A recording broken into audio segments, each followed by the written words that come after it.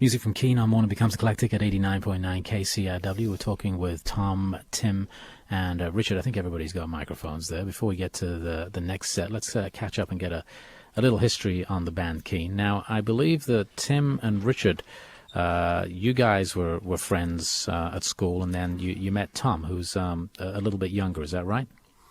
Pretty much, yeah. We've actually all known each other a very long time, but I think Rich and I started playing in a band together a little earlier on.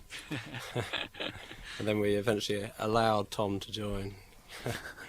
We realised that neither of us could sing, basically, so we needed someone who could. Well, neither could I at the time, but they still let me in. So you guys, you were already playing music then, Tim and Richard? You were just doing stuff and at some point realised, okay, neither of us can sing, we'll give Tom a shot. Pretty much. I wouldn't call it playing music, I think destroying it, I don't know. We weren't too good, but, you know. Well, tell us when you did start playing. How long ago is that? Together, really, about sort of 4 or 5 years ago. And then things have become more serious over time, really. Well, I know from reading the bio stuff that you sort of played around for a while, and then one of you went off to Africa. Was it Tom went off to Africa? That was me, yeah. Yeah, and then at some point you guys decided to take it seriously, but I guess not long after you got back. Tell us about that time and how the decision came about that maybe you guys could do something with this and maybe even have a career. I think we realised we had a bunch of really great songs. And I also think that we all thought to ourselves that music was really what we wanted to dedicate our lives to and really make something, we really wanted to make something out of music in our lives. So I think we just sort of all agreed at one particular point that we were going to start gigging and rehearsing, and since then we haven't really looked back. Can you tell us about the musical influences on this band? Maybe each of you can bring something to light for us on that. Yeah, well, we're all into kind of classic albums and bands and solo artists that make classic albums. I mean, I don't know, the Smiths are one of my particular favourites. I'm a big REM fan, and we just played in Athens at the 40 Watt Club, which was pretty amazing. And then somebody introduced me to Mike Mills, which was pretty special. So yeah, REM been a big thing for me.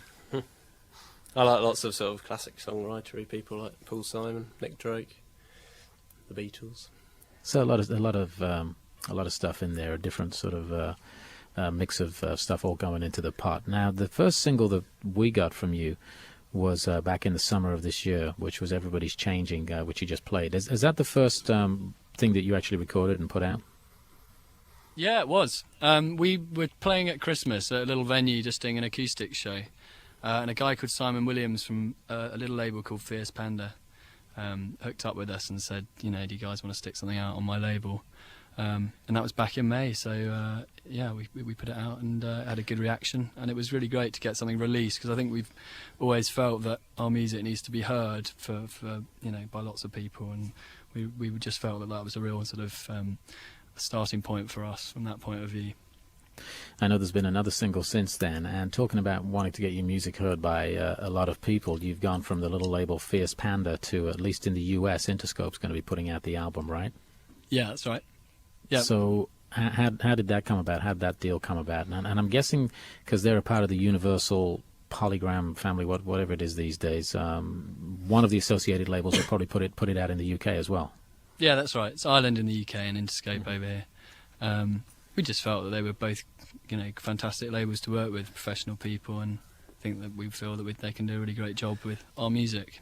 Yeah, when we put out the first Fierce Panda single, it got picked up, by DJs, I guess, such as yourself, and the same in England. And so as a result, we had sort of a bit of luxury that we had more than one person sort of involved, so we were able to sort of pick people that we thought understood what we wanted to do.